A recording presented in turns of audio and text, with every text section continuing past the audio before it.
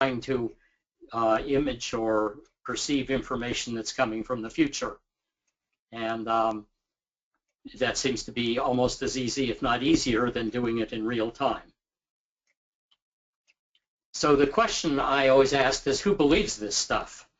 And we have Gallup polls that come in every couple years, and that hasn't changed much over time.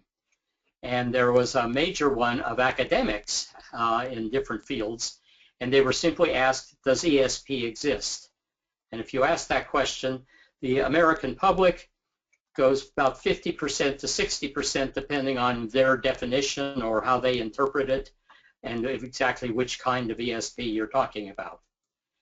College-educated people have a sort of 67% belief, which often surprises people, especially the skeptics who think only the ill-informed would believe something like this.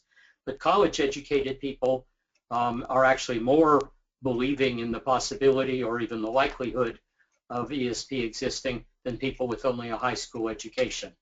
And if you look at college professors, it's exactly the same as college-educated people in general. So the interesting thing is then there's a positive correlation between educational level and belief in ESP or psi.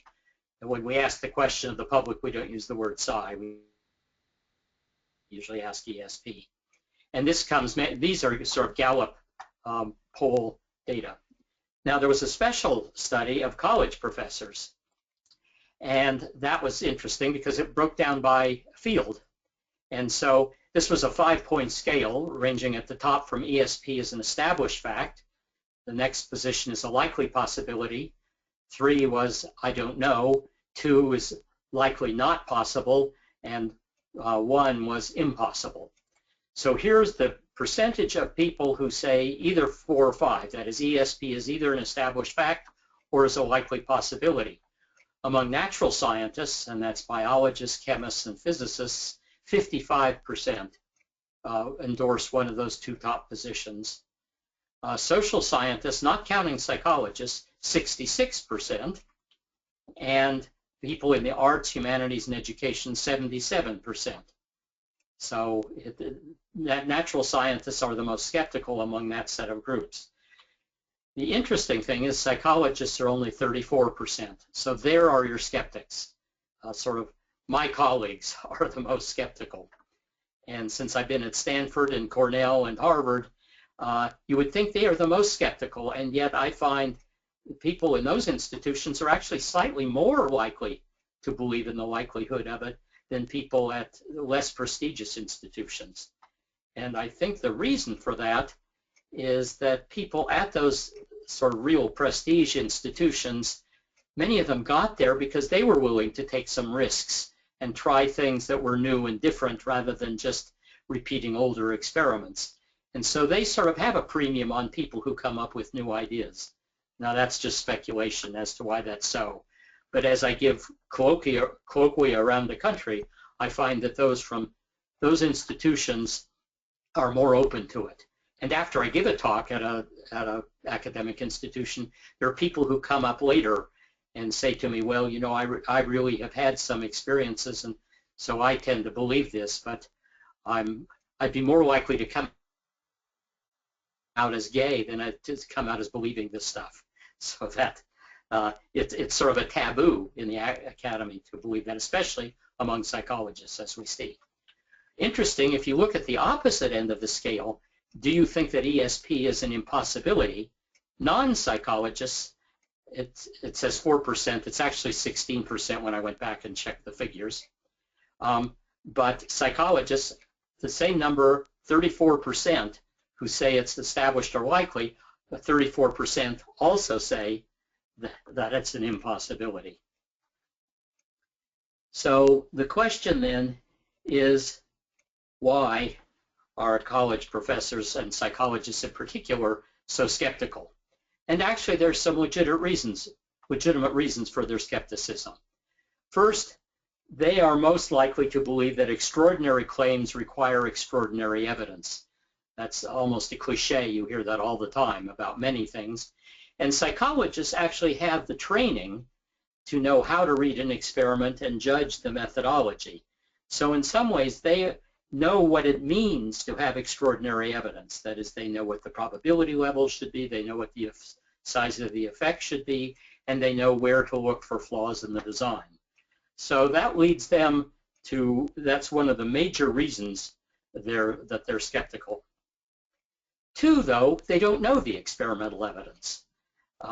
And the reasons are sociological. It has to do with the organization of fields in a college or university. We're all specialists, and we usually know only the material that's within our own field, and we rely on other sources of information for evidence for stuff outside our field. And so when I teach Psychology 101, I do not know much about physiological psychology or neuropsychology. So right before I give a lecture, I ask the woman in the office next to me, I say, so what's the newest thing on the hypothalamus? And she said, oh, just today, Science had an article on it, and she describes it to me. So then when I go into the lecture, I say, now just today, Science has published an article appearing very knowledgeable, but where did I get my knowledge? From a colleague. Well, there are almost nobody in any academic institution who are specialists in Psi or ESP. Now at Cornell, they know much more about it because I'm on the faculty. But because we're all specialists, they simply don't know the experimental evidence any more than I would know the evidence for the hypothalamus if I didn't ask someone, because I'm teaching introductory psychology. So that's another reason. It's also rarely do our studies in ESP or Psi appear in mainstream journals. One reason I got so much publicity is JPSP, the Journal of Personality and Social Psychology, is the most widely read journal in social psychology. And I purposely aimed for that journal with my article because that's my target audience here. The third thing is that psychologists don't trust anecdotal evidence at all. And so when you ask the non-psychologists in this survey, and what is it that leads you to think that ESP is a possibility, they almost always cite journalistic reports or sort of popular press reports. And that's exactly the kind of evidence that psychologists simply rule out a priori. And so they do not trust anecdotal evidence, and they have good reason for distrusting it. We've spent 30 years demonstrating the weakness of evidence that is just anecdotal. So among the problems with anecdotal evidence are, first of all, people's perceptions and memories are very, very faulty. In particular, things like eyewitness reports, we know they're very unreliable. People's memories, we know a lot about memories are made up. Memories are not just photographs of a previous incident, they are reconstructions. And all psychologists now know that. And reconstructions are often contain false memories, and we don't know the false ones from the true ones. Illustrated most recently by the NBC news broadcaster Brian Williams. I believe him when he says he just gets confused because he tells the stories in different ways at different times. Not everyone believes that, but most psychologists are sympathetic to the view that memories are easily distorted. And so when you go to describe an ESP incident or something, you don't often pay attention to the important details. I happen to have firsthand knowledge of this because this wasn't mentioned in the introduction to me, but I'm also a stage magician. That's in fact how I got into the field of doing ESP research. I was asked by the Parapsychological Association to come give my stage show, which is all mentalism, that is fake ESP, to give my performance to them at their meeting so that they would be on guard against someone who comes to the laboratory and makes claims of having ESP ability. So I did just a straightforward performance, and then talked about what you need to look for to rule out the fact that someone's just trying to fake you out. And I know from talking to individuals who have seen my performance, and they'll say things like, "Oh, I just I just can't imagine how you did thus and so. And what they describe is in fact something I couldn't have done. But their memory has distorted it sufficiently that it has become even more impossible than my actual tricks. And I just see that all the time. And so being a magician, especially one who specializes in fake ESP, I've sort of learned that people do not catch. Now, the demonstrations are designed so you don't catch them. But when they describe what they saw, they're often way off base and describe things that I wonder how I could do them, in fact. The next thing, and this is a serious problem, and it comes up in experimentation as well as anecdotal data, is known as the file drawer effect. And you may have heard of that. Many of you have probably heard about it. And in psychology, we worry about it in experimental work. So, for example, let's suppose that 100 psychologists decide to do an ESP experiment. Now, by sheer chance, 5% of those 100 will get a significant result, because that's how we define significance. It has to be something that you can show would not have occurred by chance more than 5% of the time. It's just an agreement among psychologists that the 5% level is the level at which something extraordinary has happened, or at least something that could not be explained by chance. But if 100 psychologists did an ESP experiment and presume for the moment that there is no such thing as ESP, by pure chance, 5 of them would get positive results. Now what happens? Those 5 then write up their experiments and publish them, and the 95%, the 95 who got 0 results, will say, ha, I knew there was nothing to it, and they put their results in the file drawer, effectively. In other words, we never learn about the 95 failures. All we learn about are the 5 published studies, and those 5 people could be totally honest, could have done the experiment exactly right, but they don't know about the 95 experiments that didn't work. And so we worry constantly about the file drawer effect in psychology, not just in ESP work, but in all work. What are the unpublished studies? If we knew about all the unpublished studies, would we still see an effect?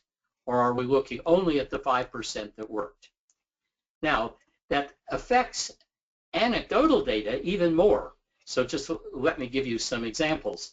The woman who predicts that she'd win the lottery, she plays the lottery every week, and she tells her friends and neighbors that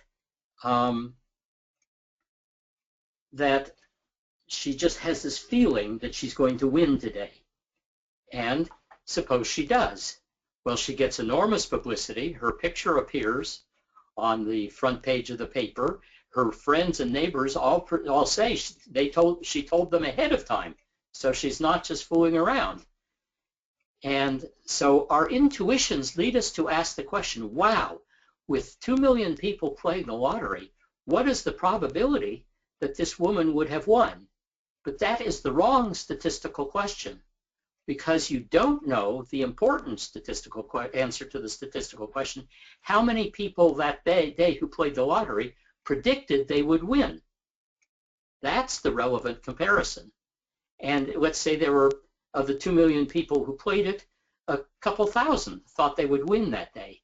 So when this woman wins and claims she did, the answer is there are about 2,000 other people who predicted they win but did not. And somehow the paper is not interested in publishing their pictures and saying, man predicts he would win the lottery today and he doesn't. So notice how the file drawer effect then works against our intuitions, because our intuitions ask the wrong question and don't understand that we aren't asking, did she win out of the 2 million people who played it? She was one of the 2,000 people who predicted she would win. And then she naturally gets the publicity, and the other people who didn't win but predicted they would go into the file drawer. Let me give you a couple other examples. You call a friend a couple times a week on the telephone, and a couple times, this is for people who still have old-fashioned landlines, you pick up the phone to call your friend, and there's no dial tone. You say hello, and it turns out your friend is already on the line because that friend was calling you. Now, isn't that extraordinary? Well, is it? How many times have you called and she wasn't on the other end of the line? How many times has she tried calling you and you weren't on the other end of the line? How many times have you called and she wasn't even home? How's that for ESP? In other words, you don't count any of your failures. You are only attuned to the coincidences that happen. And if you counted up all the cases, chances are you're not doing any better than chance. Although there is data now from England that says that people can tell when someone's about to call them. Precognitive dreams. We all dream 3 or 4 times a night, and unless you keep a dream journal, chances are you don't remember your dreams. And in fact, even if you keep a dream journal, if you get up to go to the bathroom first, you probably forget your dreams. So that means you're not likely to think about the dream again unless something happens to remind you of that dream. So let's say you had a dream in which you were involved in an automobile accident, and then a week later you are involved in an accident of some sort, and you think, you know, I had a dream about that, and that appears precognitive, but you have no record of the dreams that you dreamt but don't remember. And this one you remember because an event occurred that reminded you. Now, once again, I'm not that much of a skeptic because I've seen experimental work, and in fact just reviewed one where the person has kept a dream journal for years and years, recording every dream, and we've looked at them very carefully to see whether the precognitive dreams occur more, predicting their own death, appear closer to their own death than dreams he had that were not precognitive, that is, that did not contain death in them. And then my favorite is the tabloid predictions that you see in the supermarket. The National Enquirer always used to love publishing this, and it got so popular that they started publishing them not only on New Year's Day, but on Halloween and other times. And the most famous person, the one they liked best, was always Jean Dixon, who's now died. And she was claimed to be very, very accurate. Well, a couple of skeptical societies have actually looked at her predictions, and in fact, she's not very good, or wasn't very good. But many of the things she predicted were things like, I think that President Obama is going to have some problems in the Middle East in this coming term. Well, obviously, that's an easy prediction to make, and so that can't really be counted in the same way. My favorite, the reason Jean Dixon got so famous was she predicted in I think it was 1960, that our next president would be a blue-eyed Democrat who would die in office. And of course, John Kennedy was then assassinated while he was in office. Now, I don't believe she actually said assassinated. She just said who would die in office. But that made her famous because she had predicted that ahead of time. She then predicted that Jacqueline Onassis would never remarry. And we know how well that held up. Jacqueline Onassis did remarry. And so Jean Dixon didn't do all that well, but again, we don't remember her failures. We only remember the spectacular success at predicting that one thing. And then, without making fun of anybody's religious beliefs, I'm always struck by the possible file drawer when there's a natural disaster, tornado, flood, something like that, and they interview the survivors. And the survivors say, I know I prayed to God, and that's why I survived this. Now notice, where's the file drawer? It's all the people who died in the disaster, and we don't know how many of them prayed to God, but presumably a great many of them. And so again, not to make fun of a religious belief, but the notion that you survived the disaster because you prayed does not take into account the file drawer of people who also prayed but who did not survive. Okay, now Dean Radin has already given you a webinar at this conference, so I want to just very briefly summarize his presentiment experiments, because my experiments follow directly upon his, including the use of erotic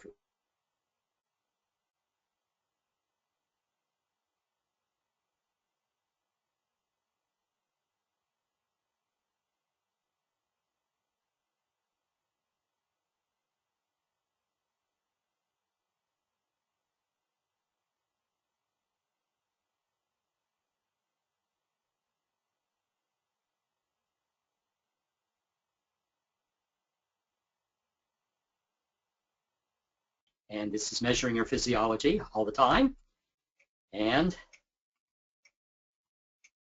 now you'll notice that the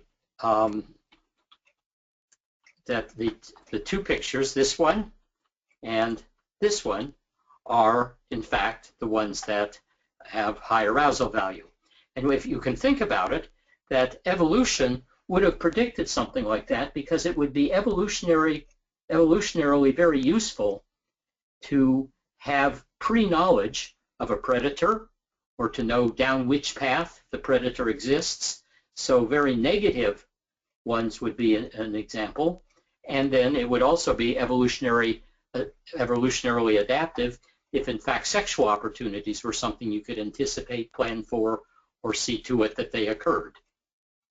And so the results, as Dean has reported them, and as has other people, is the physiology of the participant shows higher arousal a few seconds before the computer shows the arousing pictures, even before the computer has decided which picture is going to be shown. And in my Colbert interview, I mentioned that result.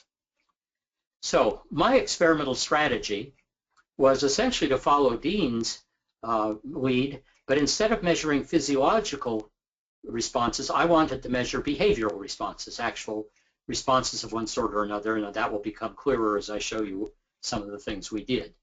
And the idea is to do what Dean did, essentially, and that's time reverse well-known psychological effects so that the individual's responses are assessed before the stimulus events actually occur. And so the tactical goal, since I was aiming this at social psychologists, was to use well-established effects that social psychologists know all about and have been investigating them for 30 years. And so I took all those because they have no doubt that those phenomena occur, and then show that you can run them backwards, that is, reverse cause and effect, essentially. And tactically, I wanted, since everything in science rests on replications, can other individual investigators repeat your experiments? I decided to make them extremely simple and very familiar, and I wanted them to be easily replicable. And so for all my experiments, I produced replication packages, and anyone who wrote me can download a replication package that gives them all the software that's necessary, the data analysis software, and a complete instruction booklet on how to run the experiment. And this was deliberately to get people motivated to follow up on my experiments. There are 5 effects. There are 9 experiments, but there are really only 5 effects. One is the precognitive detection of erotic stimuli. And again, this is if our physiology can precognitively detect an erotic stimulus, can they do it consciously? And then another one, which also follows Dean's experiment, is can they avoid negative stimuli, precognitive avoidance of negative stimuli. So those were the first 2 that appear in my published report. And then the third one is retroactive priming, and I will define that later when we get to it, and retroactive habituation, and I will describe that, and then retroactive facilitation of recall. Okay, so let's look at precognitive detection of erotic stimuli, and we can be quick on this because Stephen Colbert and his staff had already mocked up a simulation of what I had done. Again, there are 2 curtains, and the person is simply asked, is told, now on each trial, a picture is behind one of the curtains, and a blank wall is behind the other curtain. I want you to, by pressing one of 2 keys on the keyboard, tell me which curtain you think has the picture. Now notice that that's not quite accurate. We're actually testing precognition, and at the time that the person makes their judgment, their guess, the computer has not even decided which curtain is going to contain the picture, and has not decided whether it's going to be a neutral picture or an erotic picture. So it's actually a test of precognition. But until the experiment is over, we don't tell them that. We don't want them thinking about that. We want them to think, there is a picture behind one of them, and then they have to guess which it is. So it's either a neutral picture, just a blank wall, or an erotic picture. And so there are lots and lots of trials, all completely randomly intermixed of those. And what we do is see how often they are correct when it's a neutral picture versus when it's an erotic picture. And the results are, if only chance were operating, then we would expect participants to select the curtain with the picture behind it on 50% of the trials, as mentioned in the Colbert thing. They actually selected the erotic picture on 53.1% of the trials, and neutral pictures on 49.8% of the trials, which is not different from chance.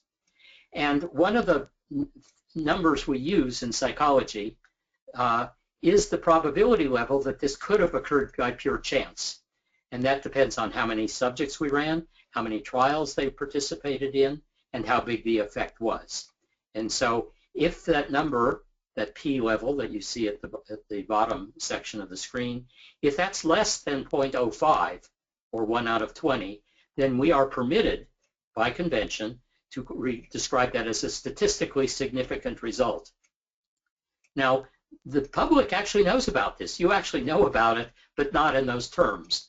When you hear in a survey that the difference between two political candidates is within the margin of error, that means that the probability that they are far apart, that as far apart as they are, could just be due to chance because it's within that 5% limit. It's or within that 95% limit.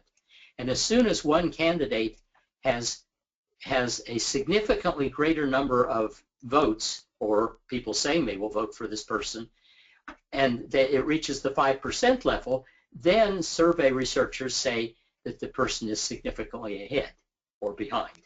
So the public actually knows about this concept. It's just not phrased in the same way that we're used to phrasing it, namely as a probability level. There it's just referred to as within the margin of error or outside the margin of error. So in everything I show you, the P level will be presented just to give you an idea of which things are significant and which are not. And you already heard my answer to Colbert, and I had prepared this. I told his staff that people always say, but isn't 53% quite small?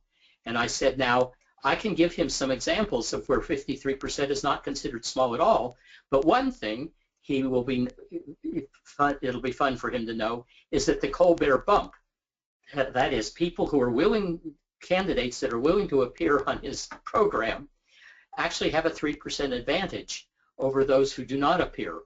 And that's known as the Colbert bump, and there's actually a technical political science article that measures it and finds it to be 3%. And so I said to his staff, so you might want to tell him that. And they said, no, Stephen Colbert was trained at Second City in improv comedy, and he always does best if you don't tell him ahead of time. So we will let you surprise him. And so Stephen Colbert, at the Colbert bump, you saw him.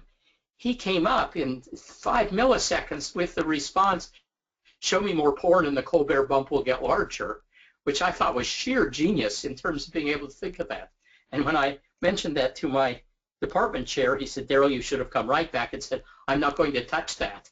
And I said, well, that's very clever, but it took you a week to think of that reply. It took Colbert 3 milliseconds to think of his reply.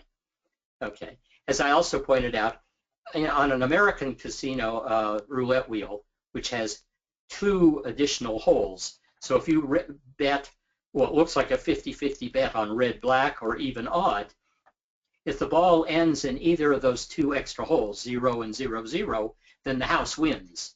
And those 2 extra holes are sufficient to give the casino an advantage of 53%, and you win 47% of the time. European casinos often use a version that only has 1 hole, so they don't take as big a chunk as the American casinos do on the roulette wheels. And then to compare this, by the way, what is one of the most commonly accepted medical findings, and that is that if you take a baby aspirin every day, it protects against heart attacks. But what people don't realize is that's a very tiny effect.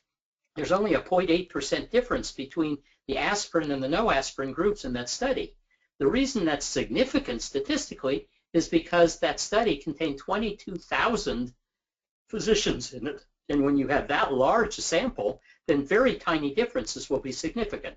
Similarly, Obama won with 53% of the vote, but there are thousands and thousands of voters, and so 53% is highly significant. And what do we mean by significant? That it could not have been just done by, it's not just chance, or as I put it on the Colbert Report, it means that the American voter didn't just go into the booth and flip a coin, because 53% is gigantically larger than 50% when you have that many observations. Okay, the opposite side, or the sort of remaining side of Dean Radin's presentiment study, is that people can also physiologically respond to negatively arousing events. And so I was interested in whether or not you can use a very similar methodology to see if they can avoid negative events. I didn't want to use exactly the same kind of technique, because I didn't want to have to expose them to lots and lots of negative stimuli. So we used a slightly different one. Now first let me tell you about The Lady or the Tiger. This is a short story that was written in the 1800s and was known for, and I think only today, only contestants on quiz shows like Alex Trebek have heard about The Lady or the Tiger. Here's the story. In this kingdom, criminals are not given a jury trial, but rather are put into the arena. And the king, the emperor, and the queen, and the royal family, and all the thousands of people watching, the prisoner is placed, or the alleged prisoner is placed into the arena and is faced with two gates, and is told that behind one of the gates there is a tiger that will come out and devour him. And behind the other is the most attractive woman in the city, and she will come out, and the person is then judged innocent and will be allowed to marry her. Well, on this particular day, the person who has been arrested for having an affair, or allegedly trying to have an affair with the princess, the king's daughter. And so he is put into this arena, and he and the princess love each other, and she's also sitting in the stand. And so she manages to find out which gate is going to have the tiger behind it and which one's going to have the lady behind it. And so he looks up at her right before he approaches the gate, one of the gates, and she makes a slight motion to the left. And so he decides that's where he's going to go. So he goes to the left and opens the gate, and either it's going to be the woman or the tiger, and that's where the story ends. In other words, the story does not tell you what's behind the gate. Now consider the motivation of the princess. If he picks the one with the woman behind it, then he marries her, and she can never have him as her lover. On the other hand, if he picks the tiger, then he's devoured. And so your answer to the question, what came out of the gate, is dependent upon your view of human nature, in particular the motivation of the princess and what she would be willing to sacrifice. And so that's the origin of that story. And it was actually well known to people in the early 20th century. Okay, so what I have done in my experiment is I present someone with two pictures. One is a mirror image of the other. So there's no real guidance as to which one you might prefer. And you were not asked to make a guess about something. You were simply asked, which picture do you prefer? And there's not much to choose it from, but people pick one. And after you've made your choice, then subliminally, in other words, it's masked, I pick one of the two pictures, or I don't, the computer randomly picks one of the two pictures and flashes it several times. Now the reason you can't see it is because it flashes so fast you can't see it, and then it is masked by this mask. So even if the image is retained on your retina, and we know that an image that you view is retained on the retina, this mask will erase it from the retina. And so that's what is known as a subliminal presentation of the thing. So what we do is we show it several times, and then that way, and then we look to see which one you liked. And some of the pictures are neutral, and some of them are negatively arousing. And the results is exactly the same thing that Dean Radin finds when he uses physiological measures. But in our case, the participants prefer the picture that will avoid the negative image on 52% of the trials, which is highly significant here. So in the first experiment, we showed that people will consciously pick the curtain that will show them the erotic image. In this one, we show that they will like the picture that that is not negative. In other words, they will avoid the negative picture. Okay, now I want to talk about emotional priming.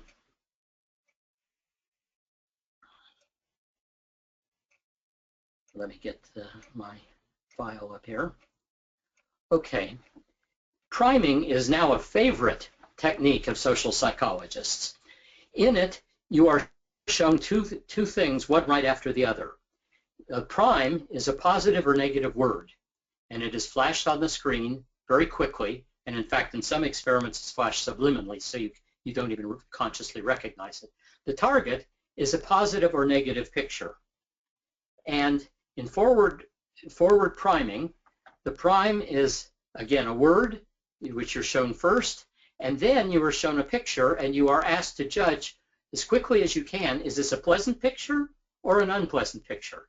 And what we measure is your reaction time. How long does it take you to decide whether the picture is pleasant or unpleasant? And what we predict, and what is found in priming experiments over and over again, is that if the prime is a positive word and the picture is a pleasant one, you're very quick to make your judgment.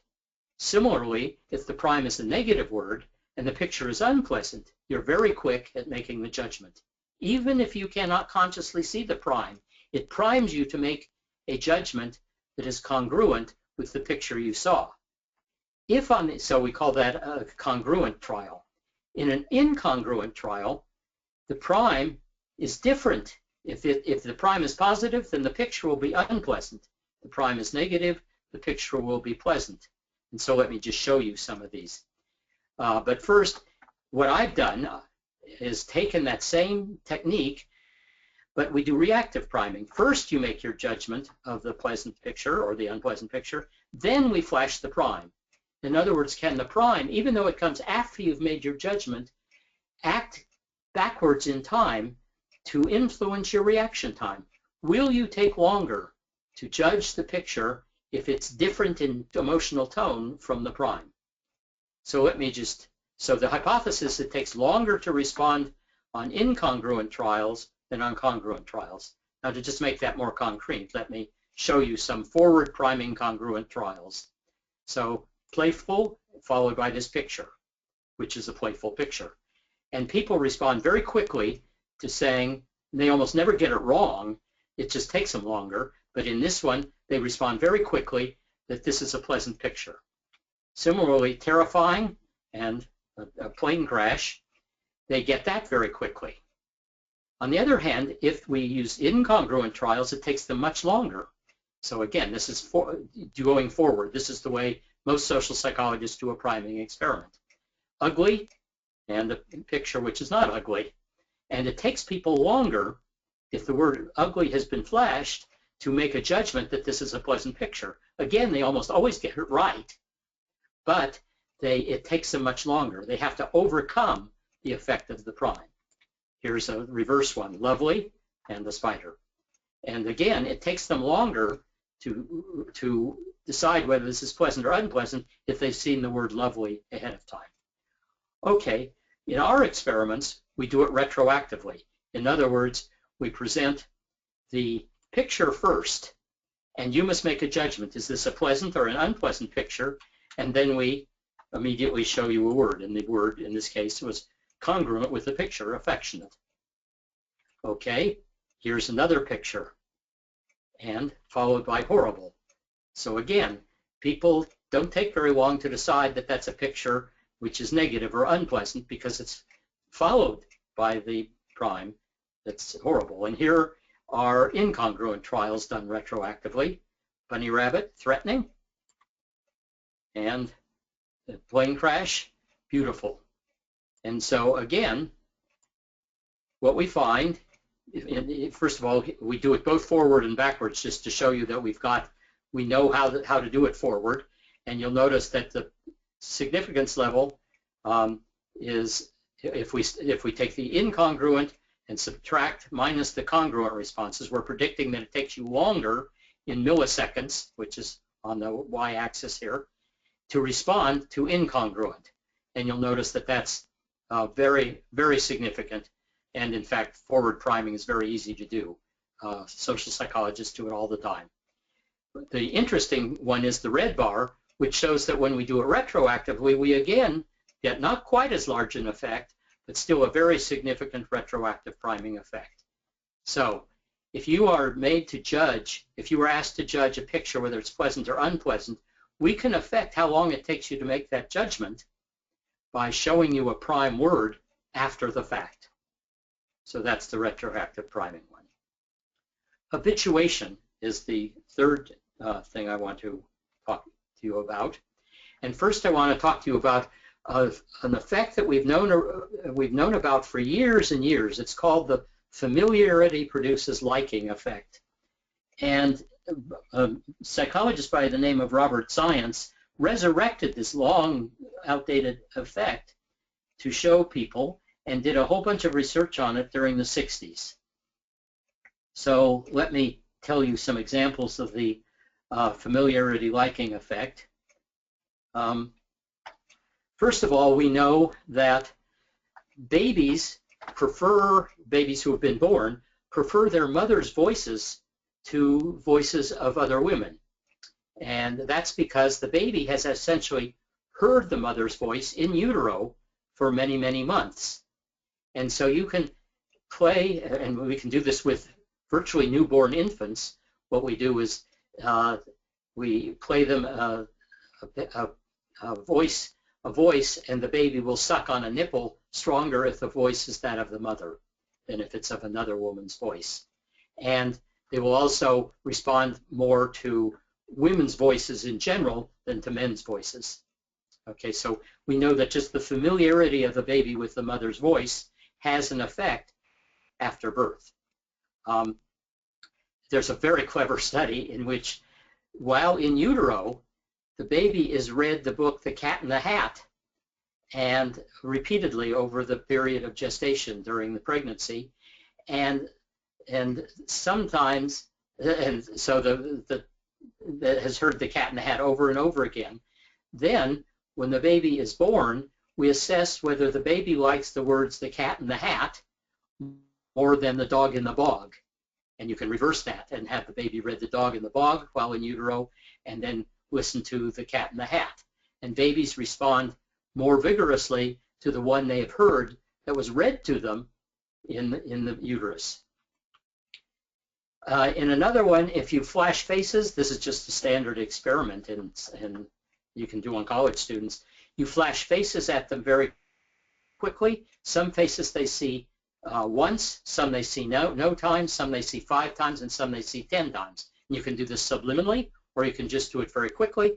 You then show them all the faces and ask which ones they like.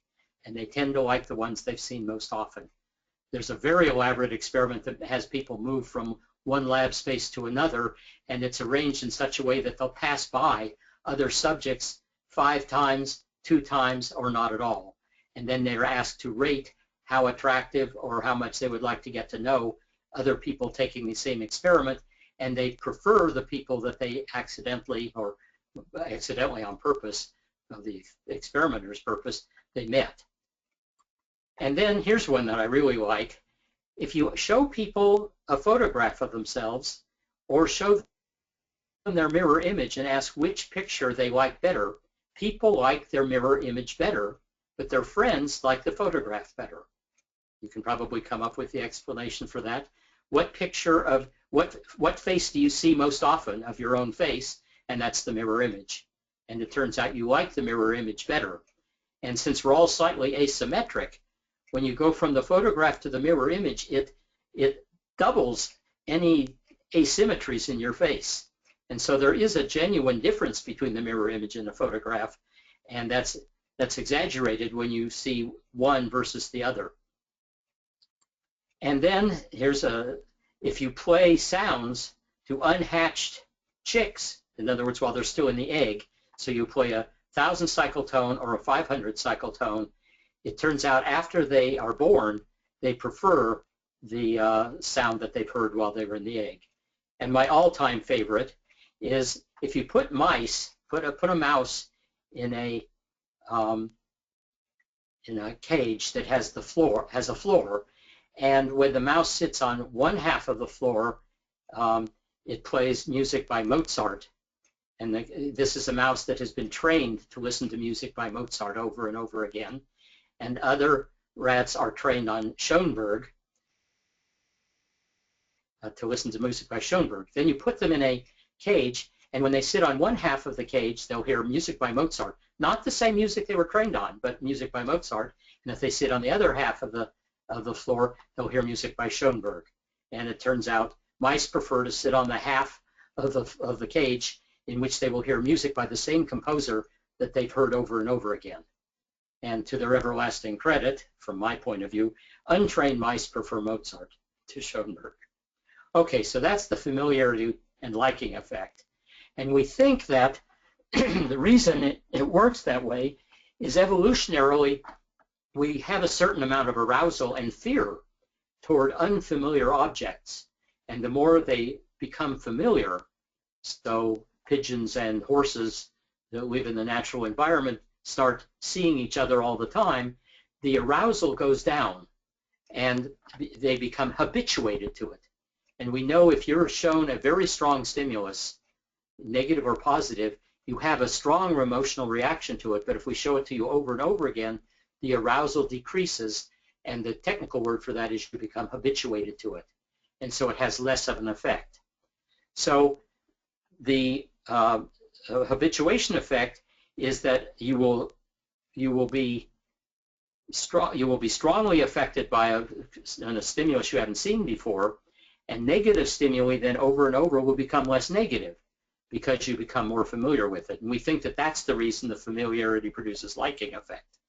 But on the other side, and this has never been investigated very fully, we think that positive stimuli, because as you see them over and over again, they become less positive.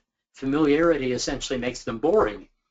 And so whether you were shown negative or positive pictures, the more times you see them, the less effect they have on you, and you will come to prefer the negative stimulus over an equally negative one that you haven't seen before because it's become more familiar. On the other hand, with positive stimuli, the more you've seen it, the more bored you become with it, and so you will like an equally positive one that you have not seen before more than that. And in fact, pornography probably rests on that.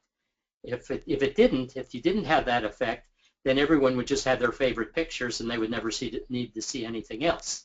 But you get bored with the ones you've seen, and so you need other ones. And so what we do in this experiment is we run it backwards. That is, we show you a subliminal picture like this. So you never actually see the picture. I'm showing it to you to show you which one we're showing you. But all you see is flashing many times. And then we ask, which one do you like better? This is if we were just doing it forward. This is doing it in the normal way. And the prediction is that you will, since we showed you the one on the left, is that you will now prefer the one on the left because your negative reaction to it has gone down, but you are now just as aroused by the one you have not seen, the one on the right. So in the regular experiment, in a regular habituation experiment, We show you the one of the two pictures over and over again, and then ask which you like better. And we predict that if it's negative, you will like the one you've been shown. In retroactive habituation, we do it in the following way. First, we show you the two pictures and ask which one you like better.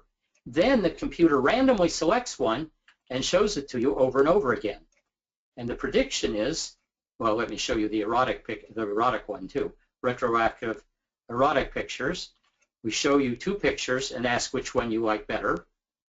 By the way, these are pictures that we don't actually use, but which I can show to a public audience. So that's why they may not seem that erotic to you. The ones we use are quite erotic. Okay, and then we flash, so the computer has now picked this one to be the repeatedly flashed one. And what we find, here are the results. Negative stimuli are liked better after the retroactive habituation. And on the right, we see that what we've done is we've shown the erotic stimuli. And so we can get a measure of overall psi, or ESP, by subtracting the negative from the negative ones, the erotic ones. And that's highly significant. But you'll notice that both the negative stimuli and the erotic stimuli produce opposite effects in the predicted direction.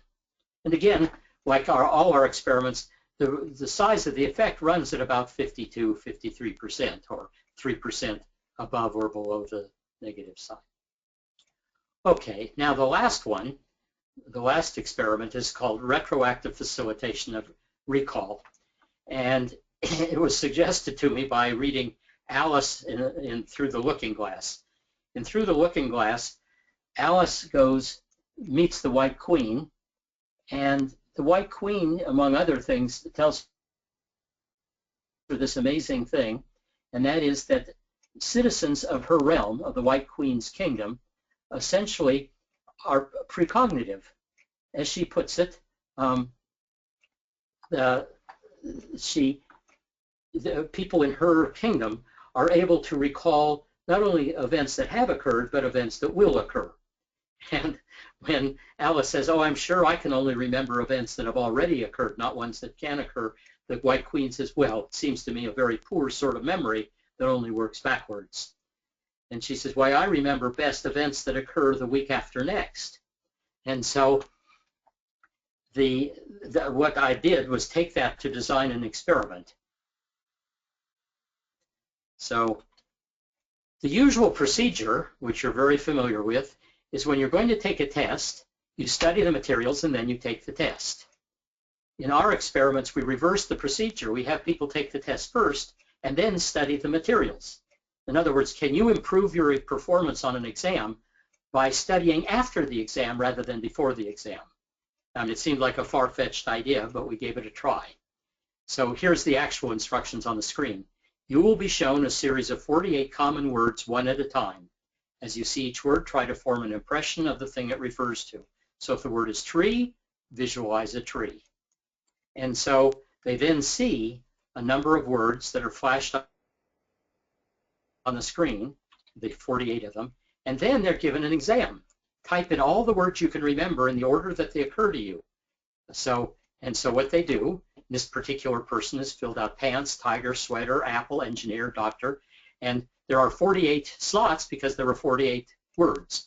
And they're given 5 minutes, or 8 minutes it says here. We cut that to 5 after a while because people can remember all they're going to remember within 5 minutes. And so then they take the exam. So they've seen the picture, they've been given the exam. Now we give them practice.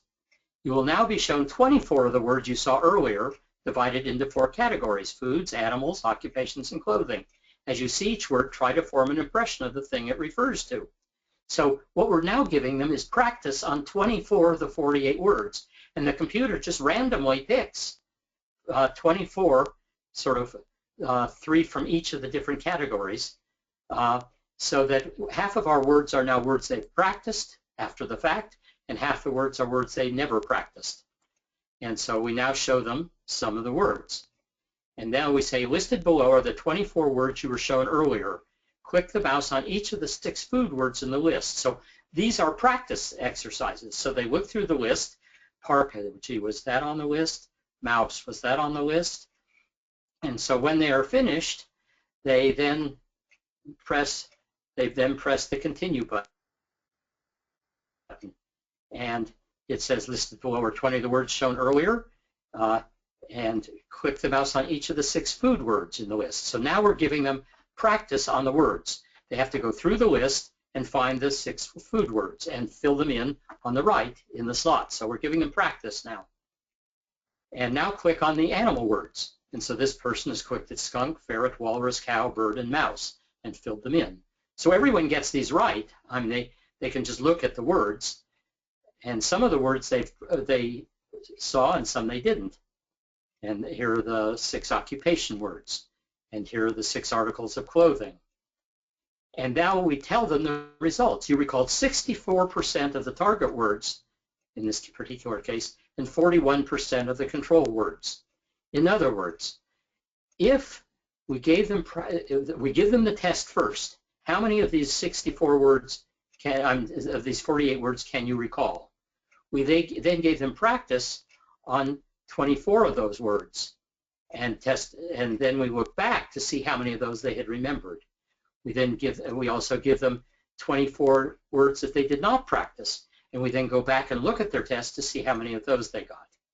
And the results are, we did this experiment twice, is that they remember more of the practice words. So this is the difference between the practice words and the control words. They remember more of them in both the original experiment, and it was even stronger in the replication of the experiment. Okay. Now across all 9 studies, the significance level, the P level, you don't have to worry about the other figures. Those who know about these other figures can read them. But notice that the probability that this result across all 9 studies is due to chance is 10 to the minus 11th, which is way, way smaller than 0.05. In other words, it's not. It may be due to something other than ESP, but it is not due to chance. Okay. Now, can other people duplicate my experiments?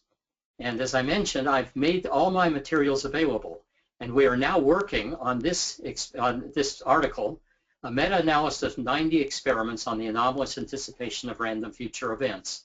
I'm the lead author. Patricio Tresoldi in Italy is one of my co-authors. Thomas Rabion in France, and Michael Dubin in the UK. And what a meta-analysis, you're probably familiar with the term because now that medical research relies on them, you've probably heard about it.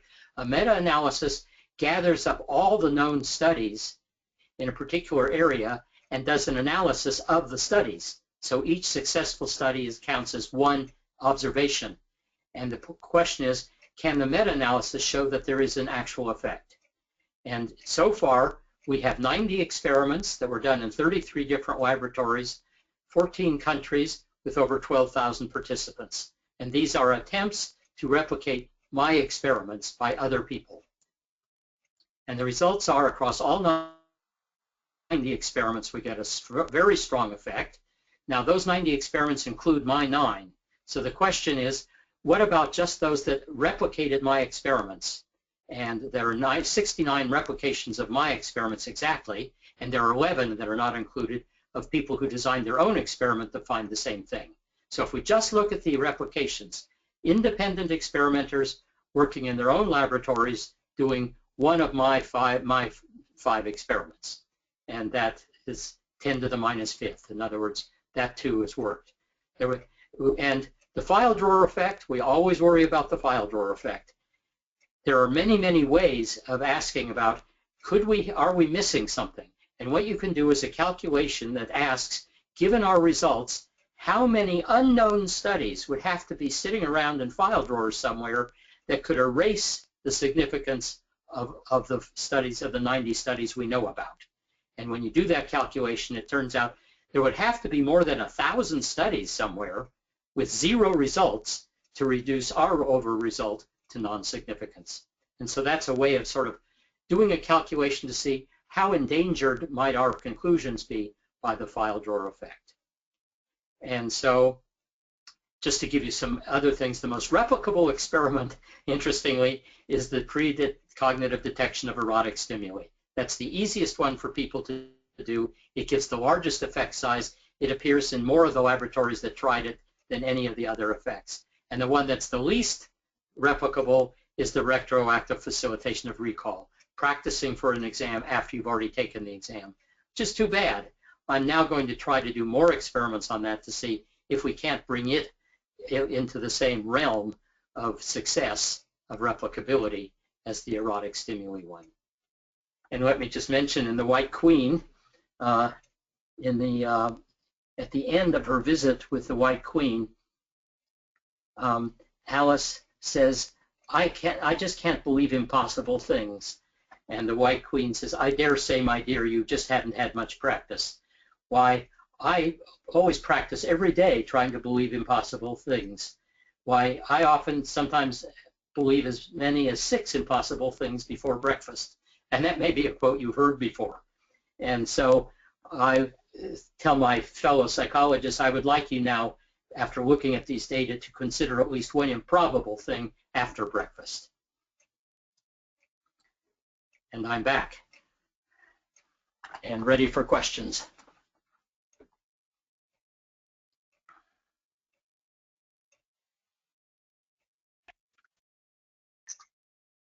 Unmuted.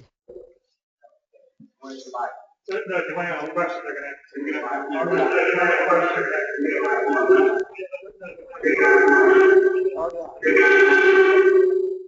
I have a question for you.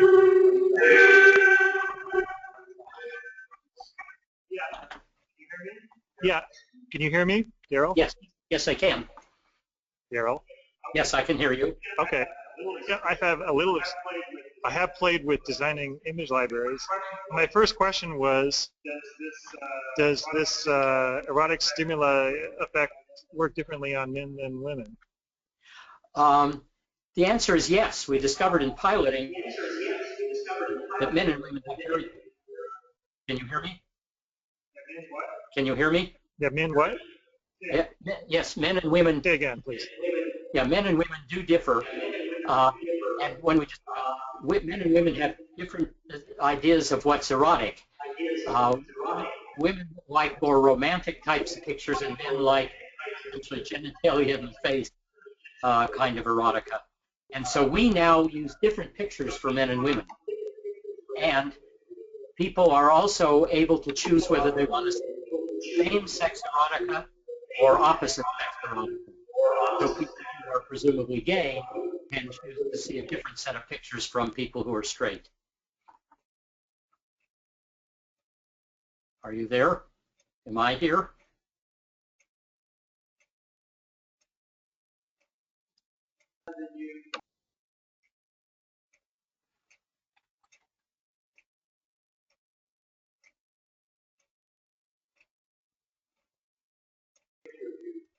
Just put up a picture of you. We love looking at you, Daryl, but Yeah, right.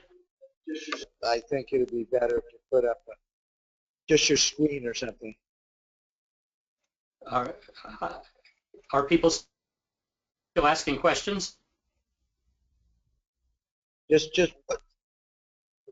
No, could you just put up a picture rather than a full video of you? We're having a bandwidth problem.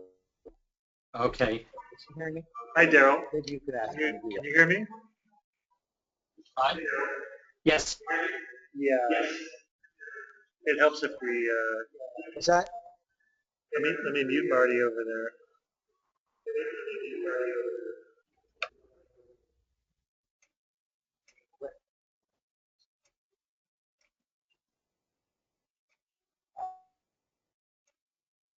Okay.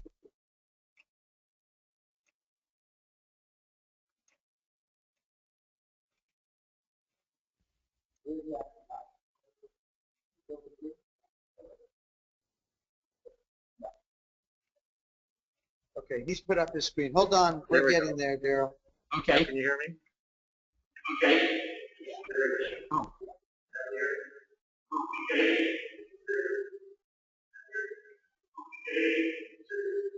So we've got it.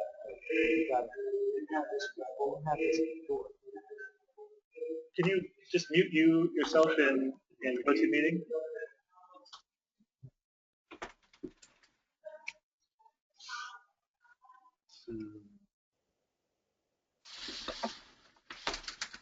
Muted. Unmuted. Okay. Am I coming out over the speakers? Yes. You can hear me, Daryl? Yes. All right, so people can ask questions on this mic. Okay. Come over here, please. Be close.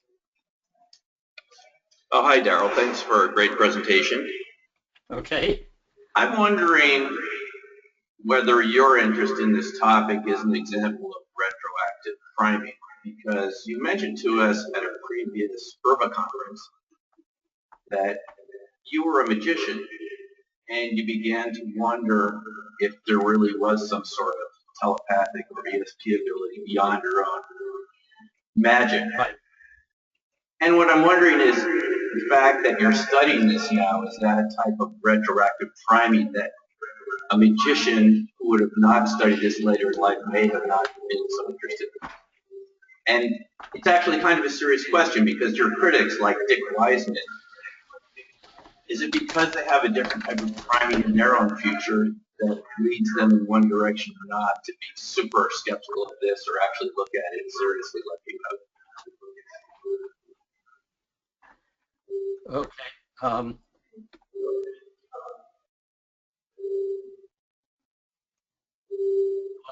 Can you hear me? Yes, go ahead. Okay.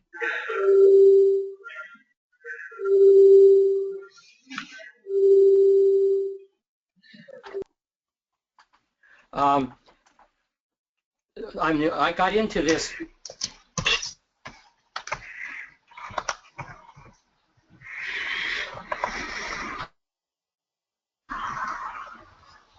I'm getting lots of interference here. Can you hear me?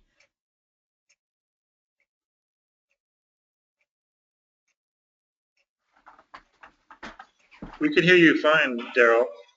Oh, okay.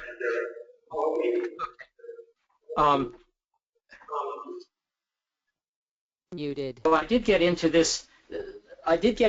Because I was asked by the Parapsychological Association to give the talk, and Chuck Honorton, who did the Gonsfeld studies and was well known, now deceased, came to me and said, you know, because I have experience both as a magician and doing social psychology experiments, that he would like me to come to his lab to look over his new Gonsfeld setup to see if it would be possible to cheat in it. And so in preparation for going to his lab, I decided to read the literature. I mean, I was like almost every other social psychologist. I was not familiar with the literature, and I was extraordinarily impressed at how solid it looked. So I went to his lab and looked it over, and I saw it would be possible for people to cheat only if they used the same pair of subjects over and over again, who could then plot how to communicate by radio in some way. But I said, no, given that you use your lab personnel as the sender and you have a different naive subject as the receiver in every case, I do not see any way. And I said, in fact, this is a tight enough protocol that if you get positive results with it, I have one other major talent, and that's getting published in regular journals, that is in non-ESP journals, in highly refereed journals, and I would be willing to publish his results once he's done with the experiments. And so about 3 years later, he was done with them.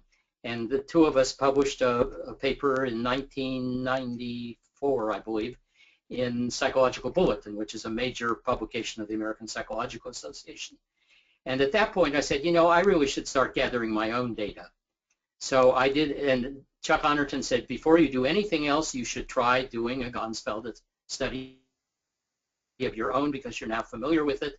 And so I did one of my own. I used meditators versus non-meditators to show that meditators did better in it. And so I became convinced that there was something to it. And by the time I talked to you people at IRBA, I was quite convinced of it all.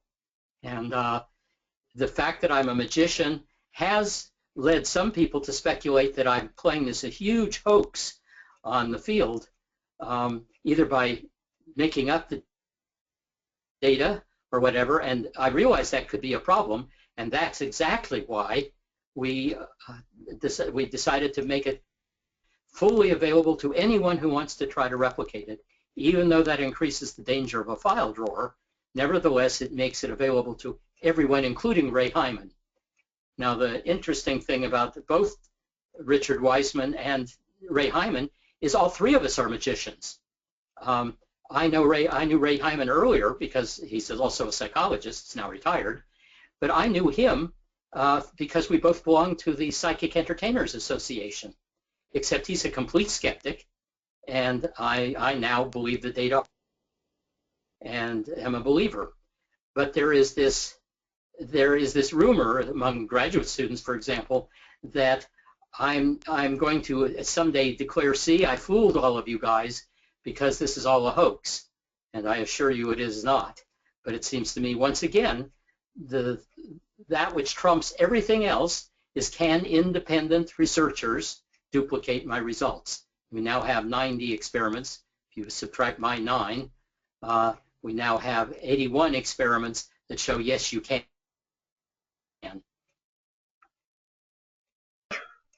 Unmuted. Okay, you ready for another Answer the question? question. Yeah, he said thanks. Sure. Can you hear me, Daryl? Yeah. Okay, here it comes. Come over here. Yep. What is your concept of time?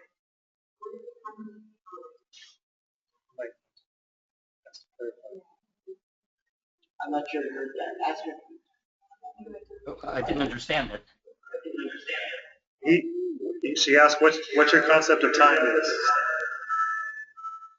My concept of time? Yeah. Well, that's up for grabs now, too. I'm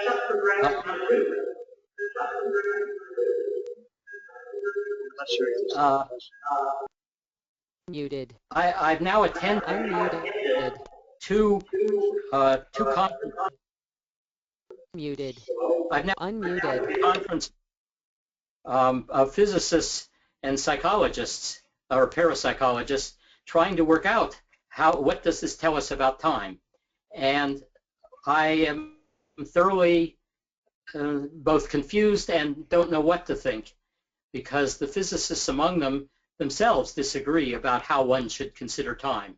I mean, Einstein is one of the first to put it into it's like the 3 dimensions of space. It behaves in much the same way. But quantum theory, and Dean Radin is one of the more persuasive writers on our side, on the psi side, who speculates about this in his book Entangled Minds. But quantum theorists disagree on whether or not it is possible to send a signal back in time. Standard quantum theory does not allow for backward transmission of information. They believe in backward traveling waves, but how you interpret those is still up for grabs. And there are people like Jack Sarfati who argue that if you make just minor changes in standard quantum theory, you can see how one can move information backward in time. And every physics student, even one who just takes the beginning course in college physics, learns that when you perform mathematics on many physical systems, you often get more than one answer.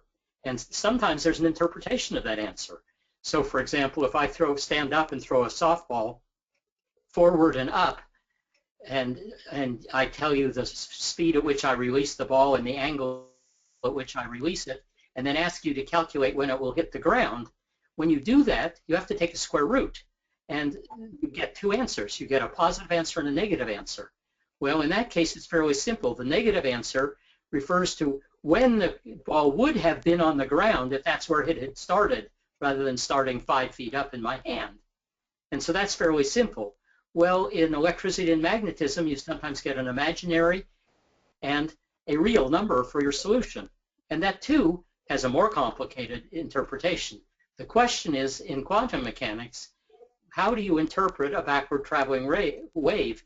Maybe it's just a mathematical leftover that has absolutely no physical meaning. So that's a long and complex answer to what do I think of time. I don't know, and having been to these conferences with the physicists themselves, this was sponsored by the AAAS in California, in two separate ones. The proceedings have been published. Time is very complicated, and there are some more layperson books called The End of Time, which is about how some physicists are actually advocating that we need to reformulate the laws of physics so time does not appear. Daryl, Yeah. that actually, yes, is a long explanation, but it basically shows that most physicists have no explanation. I think you came closer than most. I would like, you did, and they don't really understand time, as you well know. The more they look at it, the less they understand it. The same as precognition. There's no intellectual understanding of it, and yet your experiments, as others, have proven it existed. It's past 6 o'clock. I would really, again, like to thank you for joining us, and hopefully next year, maybe you can come join us in person. Where is it going to be? You take care. Okay. Thank you. Las Vegas. Great. Okay, you take care. That's where